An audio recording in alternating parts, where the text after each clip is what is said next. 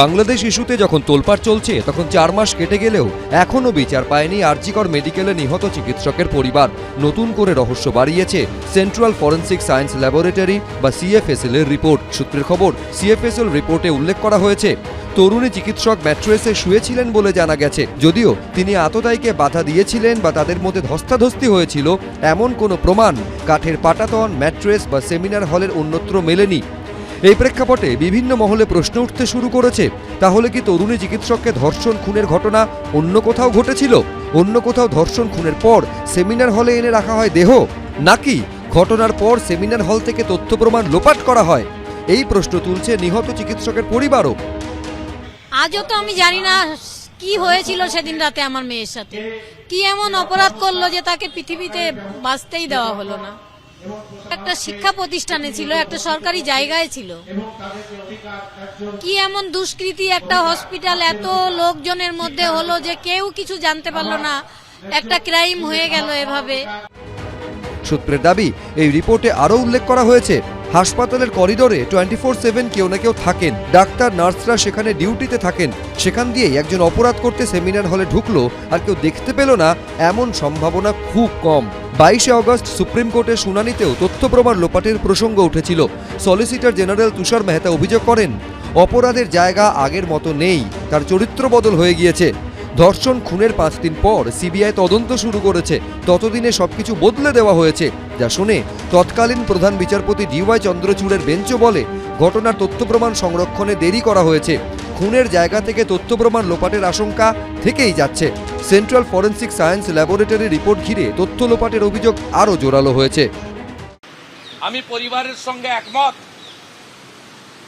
সংগঠিত চক্রান্তের বলি আমাদের এই বোন, এবং প্রত্যেকটা ক্ষেত্রে ঝাড়গ্রাম থেকে বসে রাজ্যের স্বাস্থ্য পুলিশ মন্ত্রী তথা মুখ্যমন্ত্রী তার নির্দেশে সুশান্ত রায়, অভিক দে, সন্দীপ ঘোষ, নারায়ণ স্বরূপ নিগম, অভিজিৎ মণ্ডল, ডিসি অভিষেক গুপ্তা এবং বিনীত গোয়েল, তারা প্রত্যেকটা জিনিস চেঞ্জ করেছেন। শুধু বিনীতকে নয়, বিনীত যার কথাই করেছেন সেই মমতা ব্যানার্জিকেও সঙ্গে যেতে হবে। কারা সিবিআই চেয়েছে? অভয়ার বাবা, মা এবং বাকি সবাই যারা সরকার বিরোধী, তারা সবাই সিবিআই চেয়েছেন। এমনকি মুখ্যমন্ত্রীও বলেছিলেন, যদি আর কটা দিন আমিও তাহলে সিবিআই কে দিয়ে দেবো। তো সিবিআই তদন্ত করেছে, মনিটর করেছে সুপ্রিম কোর্ট। এখন কোন রিপোর্টের তার সেই রিপোর্টটা জল্পনা যতটা হচ্ছে, তার আদৌ কোনো ভিত্তি আছে কিনা? চারপাশে এত স্পেশালিস্ট হয়ে গেছে না, ঘরে ঘরে ফেলুদা, ঘরে ঘরে ফেলুদা, ঘরে ঘরে বোমকেস, ঘরে ঘরে বোমকেস। তো এই করতে গিয়ে যেটা সিবিআই তদন্ত করছে আর সুপ্রিম কোর্ট মনিটর করছে, দেখতে দিন না।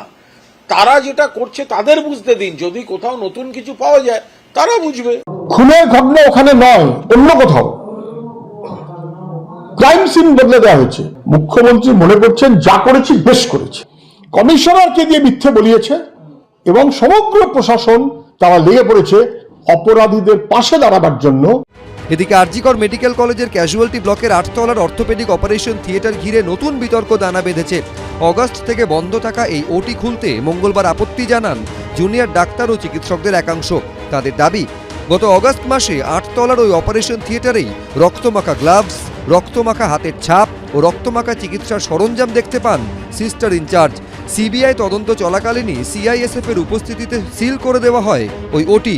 ইতিমধ্যে সিএফএসএল রিপোর্ট ঘিরে প্রশ্ন উঠতে শুরু করেছে, ধর্ষণ খুন কি অন্য কোথাও করা হয়েছিল?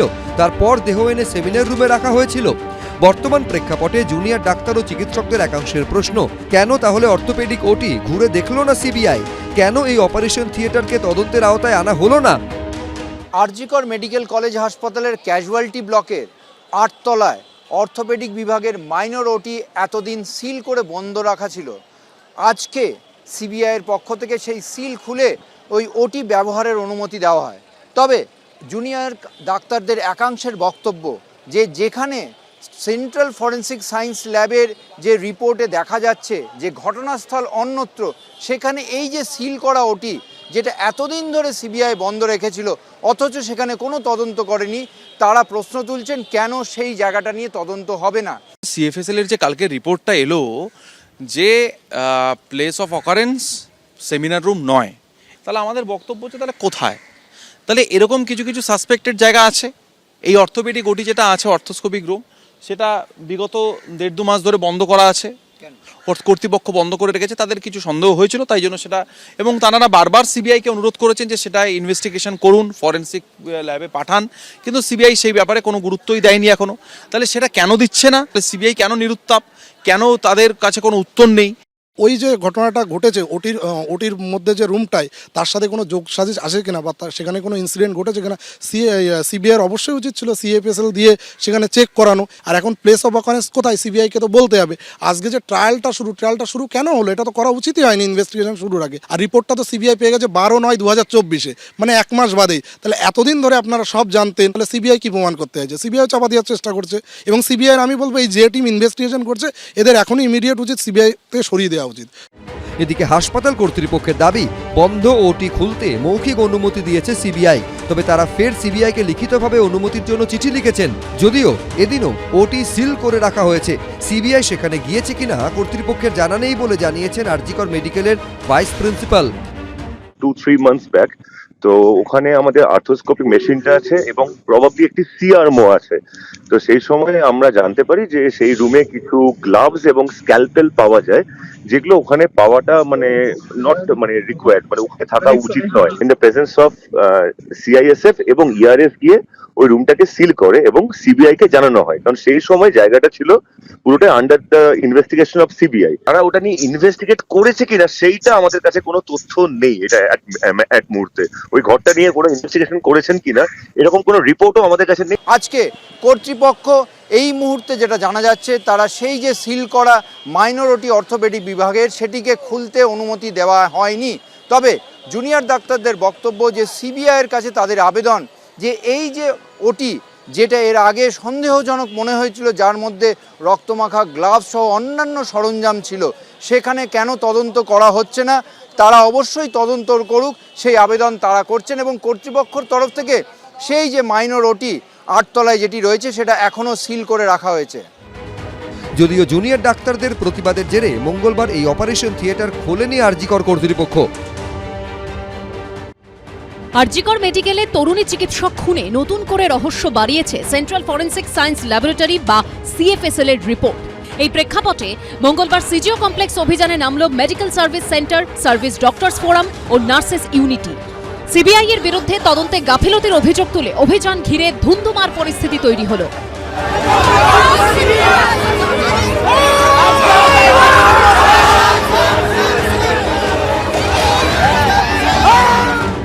বিচারের দাবিতে শিরদাঁড়া, চোখ, টিবিয়া হাতে জুনিয়র চিকিৎসকদের মিছিলে সাক্ষী থেকেছে রাজপথ।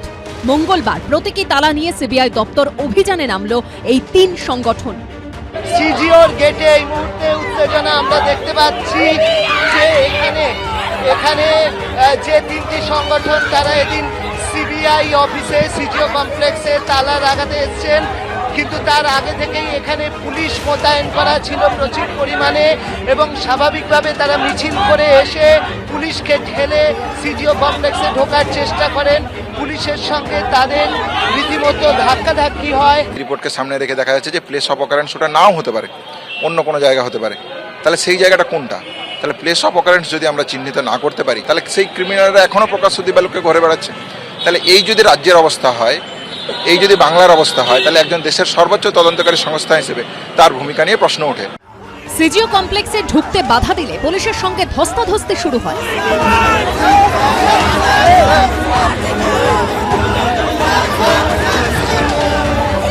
এবার 3 সংগঠনের একটি প্রতিনিধি দল ডেপুটেশন দিতে গেলে সিজিও কমপ্লেক্সের গেটে প্রতীকী তালা ঝুলিয়ে দেন।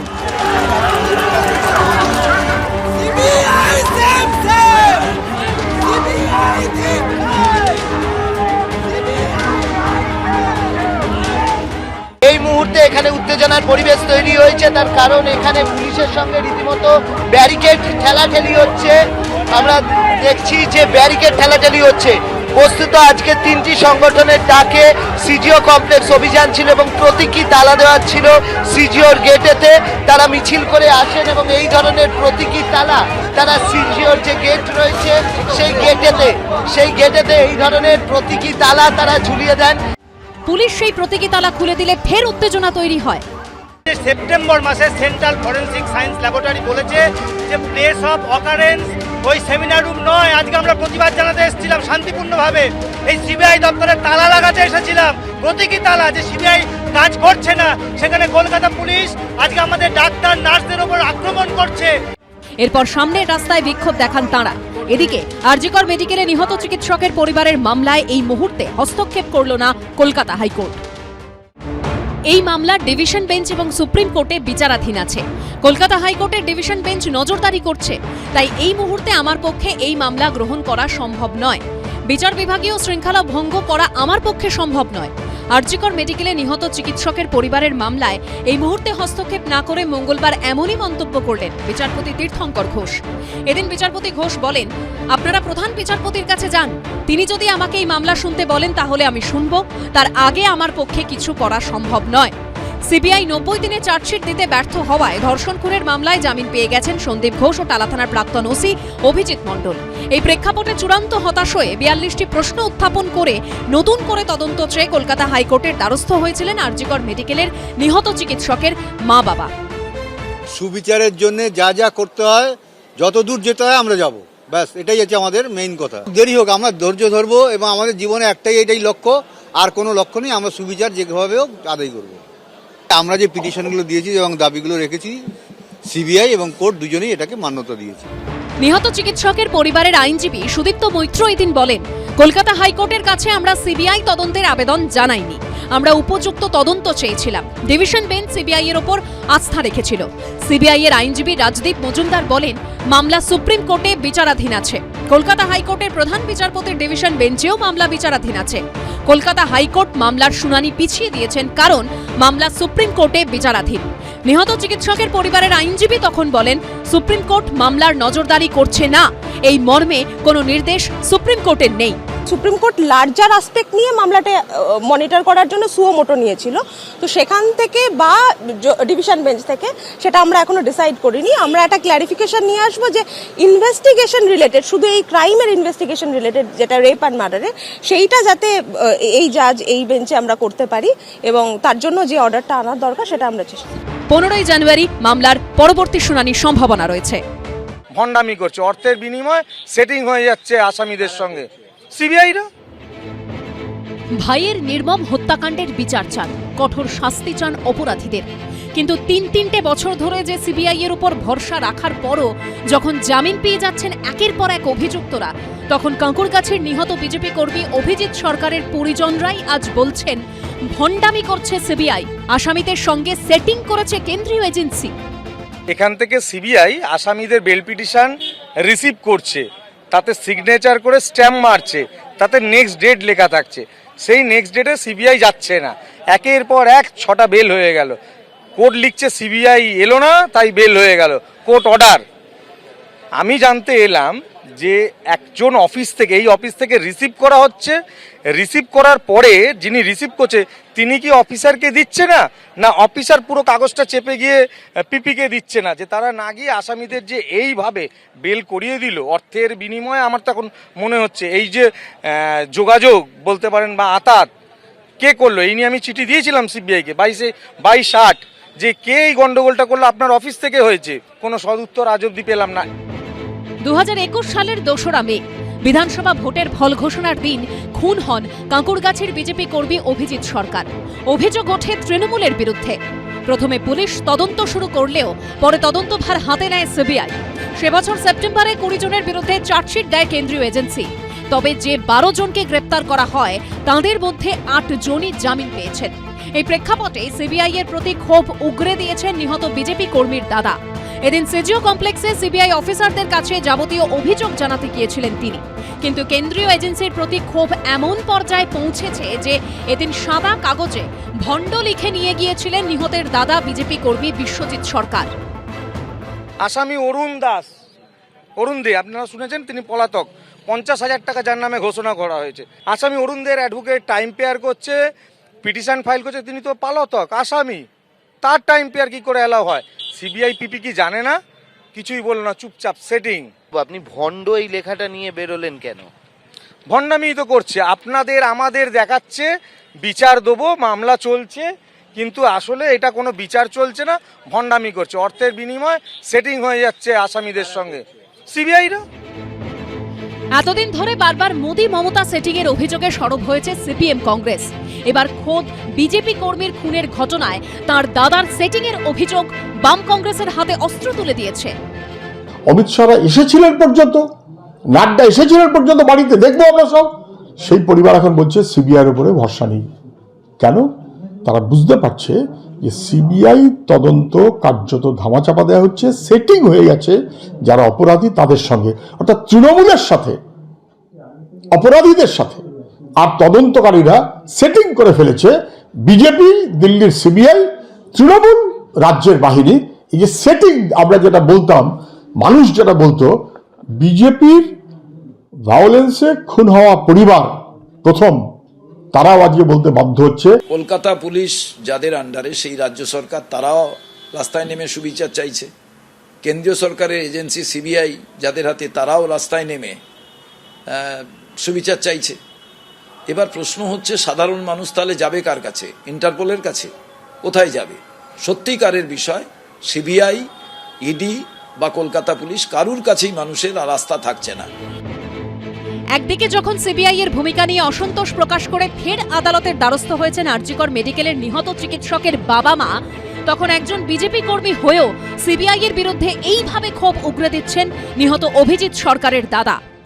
আরজিকর কাণ্ডে দেখা গেল যে নির্যাতিতার বাবা মা তারাও সিবিআই এর উপর অনাস্থা প্রকাশ করেছেন, আপনারাও কি তাই করছেন? নিশ্চয়ই, কেন করবো না? আস্থা প্রকাশ ভাই বিজেপি করার অপরাধে মারা গেছিল, আমরা মারা যাওয়ার আগে অবধি বিজেপি থাকবো। পশ্চিমবঙ্গে বিজেপি শেষ হয়ে গেলেও আমরা বিজেপি থাকবো। তা বলে কি অন্যায়ের প্রতিবাদ করব না? কাঁকুড়গাছের বিজেপি কর্মী খুনে আগেই নাম জড়িয়েছিল বেলেঘাটার তৃণমূল বিধায়ক পরেশ পাল ও তৃণমূল কাউন্সিলর স্বপন সমাদ্দারের। 2022-এর 18 মে সিবিআই এর ডাকে সিজিও কমপ্লেক্সে হাজিরাও দিয়েছিলেন পরেশ পাল। আমার লেটার অফ কমপ্লেনটা 2 তারিখের যদি এই সাপ্লিমেন্টারি চার্জশিটের মধ্যে প্রডিউস করে, তাহলে আমার সেই লেটার অফ কমপ্লেনে স্বপন সমাদ্দার, পরেশ পালের নাম রয়েছে। তাহলে তাদেরকে বাঁচানোর জন্যই ফাইনাল চার্জশিট এখনো দেওয়া হচ্ছে না। সিবিআই কিন্তু বিজেপি নিয়ন্ত্রণ করছে না। এটা তো ইউপিএ জমানার কেজড প্যারেড নয়, কিংবা পশ্চিমবঙ্গের সিআইডি নয়, সিবিআই। তো তার কাজে, তার তদন্তের দীর্ঘসূত্রিতায় যদি কেউ আহত হয়, তার সঙ্গে আমরাও সমব্যথী, আমাদেরও পার্টির কর্মী, আমরাও ক্লান্ত। আমরা জানি পুলিশ সাক্ষীদের হস্টাইল করছে, পুলিশ সহযোগিতার পরিবর্তে তদন্ত লোপাটের কাজ চালাচ্ছে, কিন্তু তারপরেও আমরা চাইছি যে এটা অন্তত শেষ হোক, শেষ দেখতে চাই তাড়াতাড়ি। বারমুডা ট্রায়াঙ্গল, উত্তর আটলান্টিক মহাসাগরের এই অংশটা যেমন রহস্যময় তেমনি ভয়ঙ্কর। এই ঘটনাস্থলে নাকি রহস্যজনকভাবে উধাও হয়ে গেছে অনেক জাহাজ, এমনকি আকাশ দিয়ে যাওয়ার সময়ও একবারের জন্য অদৃশ্য হয়ে যায় বিমানও, যে কারণে বারমুডা ট্রায়াঙ্গল ডেভিলস ট্রায়াঙ্গল নামেও পরিচিত। আরজিকর মেডিকেল কলেজেও কি কাজ করেছিল দুর্নীতির ট্রায়াঙ্গল? অন্তত আদালতে জমা দেওয়া সিবিআই এর চার্জশিটে তেমনই দাবি করা হয়েছে। আরজিকর মেডিকেলে দুর্নীতির তদন্তে নেমে 29শে নভেম্বর আলিপুরের বিশেষ সিবিআই আদালতে কেন্দ্রীয় এজেন্সির তরফে যে চার্জশিট দেওয়া হয়েছে, সেখানে দুর্নীতির ত্রিভুজ হিসাবে যাদের তুলে ধরা হয়েছে, তার মাথায় রয়েছেন আরজিকর মেডিকেলের তৎকালীন অধ্যক্ষ সন্দীপ ঘোষ, হাসপাতালে সরঞ্জাম সরবরাহকারী সংস্থার 2 মালিক বিপ্লব সিংহ এবং সুমন হাজরা। সন্দীপের পাশাপাশি তাদেরকেও গ্রেপ্তার করেছে সিবিআই। সব মিলিয়ে ওই 2 ব্যক্তির সংস্থাকে বিশেষ সুবিধা দিতে 6,89,00,000 টাকার বরাত পাইয়ে দিয়েছিলেন সন্দীপ ঘোষ। অর্থাৎ তিনি প্রায় 7 কোটি টাকার দুর্নীতি করেছেন বলে চার্জশিটে দাবি করেছে সিবিআই। সন্দীপ ঘোষ তো আর শুধুমাত্র নিজের ব্যক্তিগত প্রচেষ্টায় সন্দীপ ঘোষ হতে পারেনি, তার অনুপ্রেরণা ছিল, অনুমোদন ছিল। তার অপসারণ চেয়ে তার দুর্নীতির বিভিন্ন নথি আমরা রাজ্যপালকে পর্যন্ত জমা দিয়েছি। আমাদের রাজ্য সভাপতি একটি সাংবাদিক সম্মেলন করেছেন, তিনি লিখিতভাবে ক্যাটেগরিক্যালি প্রত্যেকটি দুর্নীতির তথ্য সামনে তুলে এনেছেন, কিন্তু সরকার তখন কর্ণপাতও করেনি, সরকার কোনো পদক্ষেপও নেয়নি, কারণ ইনি একটা সরকারেরই প্রোডাক্ট ছিলেন। তরুণী চিকিৎসককে খুন ধর্ষণের ঘটনার পর সামনে আসে আরজিকর মেডিকেল কলেজের কোটি কোটি টাকার দুর্নীতির ঘটনাও। চিকিৎসককে খুন ধর্ষণের ঘটনার পাশাপাশি দুর্নীতির তদন্তভারও সিবিআইকে দেয় কলকাতা হাইকোর্ট। আর তদন্তে নেমেই সিবিআই জানতে পারে দুর্নীতির ত্রিভুজ তৈরি হয়েছিল 7 বছর আগে, যখন 2017 সালে ন্যাশনাল মেডিকেল কলেজের এমএসভিপি বা মেডিকেল সুপারিনটেন্ডেন্ট করে পাঠানো হয় সন্দীপ ঘোষকে। যে দুর্নীতির ত্রিভুজের মাথায় ছিলেন সন্দীপ এবং তার দুই বাহু ছিলেন বিপ্লব সিংহ ও সুমন হাজরা। সিবিআই এর চার্জশিটেও তা স্পষ্ট ভাষায় উল্লেখ করা আছে। সন্দীপ ঘোষ ন্যাশনাল মেডিকেলে থাকাকালীন কিভাবে সুমন ও বিপ্লবদের বরাত বৃদ্ধি পেয়েছিল, কিভাবে তাদের কার্টেলকে সুবিধা পাইয়ে দেওয়া হয়েছিল, চার্জশিটে তাও টেবিল করে তুলে ধরেছে সিবিআই। সেখানে দেখানো হয়েছে 2016-17 সালে ন্যাশনাল মেডিকেলে সুমন ও বিপ্লবের সংস্থা কোনো বরাত পাননি। 2017-18 সালে অর্থাৎ সন্দীপ ঘোষ এমএসভিপি থাকাকালীন সেই বরাতের পরিমাণ 1 লাফে হল 2,03,280 টাকা। 2018-19 সেই বরাতের পরিমাণ 8 গুণ বেড়ে হল 16,85,837 টাকা, অর্থাৎ গতবারের থেকে প্রায় 15 লক্ষ টাকা বেশি। পরের অর্থবর্ষে তা আরও প্রায় 13.5 লক্ষ বেড়ে দাঁড়ায় 28,20,250 টাকায়। তার পরের বছর বরাতের টাকার অঙ্ক গিয়ে পৌঁছয় 50 লক্ষের কাছাকাছি। এর পরের বছর থেকেই এই উত্থানে কার্যত ধস নামে, কারণ 2021 সালের 15 ফেব্রুয়ারি আরজিকর মেডিকেল কলেজে সন্দীপ ঘোষ অধ্যক্ষ হয়ে আসেন। সিবিআইও তাদের চার্জশিটে তুলে ধরেছে, যখন সন্দীপ ঘোষ ন্যাশনাল মেডিকেল ছেড়ে চলে আসেন তখন জোরালো ধাক্কা খান সুমন হাজরা ও বিপ্লব সিংহরা। 2020 ও 21 অর্থবর্ষে তাদের বরাত পাওয়ার পরিমাণ যেখানে 45 লক্ষ টাকার উপরে ছিল, সেখানে 2021-22 তা এক ধাক্কায় নেমে আসে 21,73,060 টাকায়। পরের বছর তা একেবারে তলানিতে চলে আসে 3,11,140 টাকা। সব মিলিয়ে ওই 8 বছর ন্যাশনাল মেডিকেল থেকে 1,17,86,628 টাকার বরাত পেয়েছিল বিপ্লব সুমনের সংস্থা। সবই তো জানা, এই কারণেই তো লোকে বলছে ইডি, সিবিআই, রাজ্য সরকার সব সেটিং। এখনো পর্যন্ত ইডি সবকিছুই, সব মানুষ বলছেন, আগের আধিকারিকরা অভিযোগ করেছেন, এফআইআর আছে, সমস্ত কিছুর পরও ইডি এখনো পর্যন্ত তারা সমস্ত কিছু খুঁজে বার করতে পারলেন না। এখনো পর্যন্ত চার্জ ফ্রেম করে বিষয়টা মানুষের চোখের সামনে আনতে পারলেন না, আদালতের কাছে পেশ করতে পারলেন না। ব্যাপারটা তো ধোঁয়াশা বটেই, সেই কারণে মানুষ বলছেন সেটি। সন্দীপ ঘোষের মারফত কোটি কোটি টাকার সরকারি বরাত পেতে কার্যত ভুয়ো সংস্থার জাল বিছিয়েছিলেন দুজন। সিবিআই চার্জশিটে দাবি করা হয়েছে বিপ্লব সিংহ মা তারা ট্রেডার্স সহ মোট 11টি সংস্থা তৈরি করেছিলেন। স্ত্রী, ছেলে, কর্মী ও বন্ধুদের নামে রয়েছে সেই সব সংস্থা। অন্যদিকে মোট 7টি সংস্থা তৈরি করেছিলেন সুমন হাজরা, সেগুলিও তার স্ত্রী ও বন্ধুদের নামে। এইভাবে 18টি সংস্থার মাধ্যমে তারা কাজ করতেন সন্দীপের হয়ে, ফলে পেয়ে যেতেন সব টেন্ডার। কিন্তু সন্দীপ ঘোষের ছাতার তলায় থেকে কিভাবে দুর্নীতির চক্রটা চালিয়েছিলেন সুমন ও বিপ্লব? চার্জশিটে সিবিআই দাবি করেছে টেন্ডার, কোটেশন ইত্যাদি প্রক্রিয়া পূরণের জন্য দুজন ভুয়ো কোটেশন দেওয়ার জন্য বেশ কয়েকটি ভুয়ো সংস্থা তৈরি করে সেগুলিকে নিজেরাই চালাতেন তারা, যাতে টেন্ডার দাবিদার সংস্থার সবকটি তাদের সংস্থা হয়। অর্থাৎ সর্বোচ্চ ও সর্বনিম্ন দরপত্র যে সংস্থাই দিক না কেন, বকলমে সেটি তাদেরই সংস্থা হবে। চার্জশিটে আরও দাবি করা হয়েছে কোনো কিছুর তোয়াক্কা না করে নিয়ম ভেঙে সন্দীপ ঘোষ দ্বিগুণ দামে ইচ্ছাকৃতভাবে HFNO ও HNFC কিনেছেন দুজনের কাছ থেকে। চার্জশিটের মাধ্যমে সিবিআই আদালতকে জানিয়েছে 2021 সালের মে থেকে জুলাই 3 মাসে আরজিকর মেডিকেল কলেজে যে 3টি HFNO যন্ত্র 4,36,000-এর বেশি দামে, অথচ সিবিআই তদন্তে পেয়েছে ওই সময়কালে অরবিন্দ সেবা কেন্দ্র ও অন্যান্য হাসপাতালকে একই যন্ত্র 1,70,000 থেকে 2,20,000 টাকায় বিক্রি করেছে অকটেন মেডিকেল নামে অন্য সংস্থা, অর্থাৎ প্রায় অর্ধেক দামে। এখানেই শেষ নয়, আরজিকর মেডিকেল কলেজে স্নাতক স্তরের পড়ুয়াদের জন্য স্কিল ল্যাবের টেন্ডারেও চূড়ান্ত দুর্নীতি হয়েছে বলে দাবি করেছে কেন্দ্রীয় তদন্তকারী সংস্থা। চার্জশিটে দাবি করা হয়েছে 2022 সালের ফেব্রুয়ারি মাসে শুধুমাত্র বিপ্লব ও সুমনের 3 সংস্থা পরিকল্পনা করে টেন্ডারে অংশ নেয় এবং 2,97,00,000 টাকায় বরাত পায় বিপ্লবের মা তারা ট্রেডার্স। অথচ সিবিআই জানতে পেরেছে 2024 সালে ডায়মন্ড হারবার মেডিকেল কলেজে 62 লক্ষ টাকায় ওই একই ধরনের ল্যাব বানিয়েছে MS মেডিল্যাব নামে একটি সংস্থা। সিবিআই এর দাবি, বিপ্লব ও সুমন জেরায় স্বীকার করেছেন যে সন্দীপ ঘোষ মোট বিলের 8 থেকে 10% কমিশন বাবদ নগদ টাকায় নিতেন। দুজনেই দাবি করেছেন সন্দীপ ঘোষ একাধিকবার 10 থেকে 15 লক্ষ টাকা দিয়েছেন। চার্জশিটে যদি কোনো বিষয়, যে কোনো বিষয় লেখা থাকে, চার্জশিটে থাকা মানেই ধ্রুব সত্য এটা ভাবার কোনো কারণ নেই। যে কোনো এজেন্সি কোনো অ্যাকিউজডকে বেঁধে ফেলার জন্য নানা রকম জিনিসপত্র দিয়ে রাখে। ফলে এই বিষয়টা নিয়ে কোনো মন্তব্য করব না। এজেন্সির কাজ করেছে, যদি সত্য হয় আদালতে প্রমাণ হবে, যদি সত্য না হয়ে থাকে তাহলে যাদের বিরুদ্ধে অভিযোগগুলো তুলেছেন তারা বা তাদের আইনজীবীরা তারা যথাযথ ফোরামে আদালতে দাঁড়িয়ে তাদের বক্তব্য রাখবেন। কিন্তু আশ্চর্যের বিষয়, আরজিকর মেডিকেল কলেজের দুর্নীতিকাণ্ডের চার্জশিটে সন্দীপ ঘোষের বিরুদ্ধে যেখানে এত অভিযোগের প্রমাণ পেলেও চিকিৎসককে খুন ধর্ষণের মামলায় 90 দিনে চার্জশিটই দিতে পারেনি সিবিআই। ফলে ওই মামলায় জামিন পেয়ে গেছেন সন্দীপ ঘোষ ও টালা থানার প্রাক্তন ওসি অভিজিৎ মণ্ডল। শুধুমাত্র বিপ্লব সিংহ কিংবা সুমন হাজরাকে কোটি কোটি টাকার সরকারি কাজের বরাত পাইয়ে দিয়ে দুর্নীতি করাই নয়, সিবিআই এর দাবি আরজিকর মেডিকেল কলেজে হাউস স্টাফের কাজ পাইয়ে দিতে হাউস স্টাফ ও টিএমসিপি নেতা আশিস পান্ডেকে সামনে রেখে মেডিকেল কলেজের তৎকালীন অধ্যক্ষ সন্দীপ ঘোষ চূড়ান্ত দুর্নীতি করেছেন। শিক্ষা দুর্নীতির সঙ্গে তুলনীয় সেই প্রতারণার যাবতীয় তথ্য আদালতে জমা দেওয়া চার্জশিটে তুলে ধরেছে সিবিআই। টাকার বিনিময়ে মেধাবী যোগ্যদের নম্বর কমিয়ে কম নম্বর প্রাপ্তদের নম্বর বাড়িয়ে দেওয়া, হাউস স্টাফদের থেকে 7 থেকে 8,000 টাকা করে মাসোহারা নেওয়া, বিরোধিতা করলেই হুমকি দেওয়া, অভিযোগের শেষ নেই।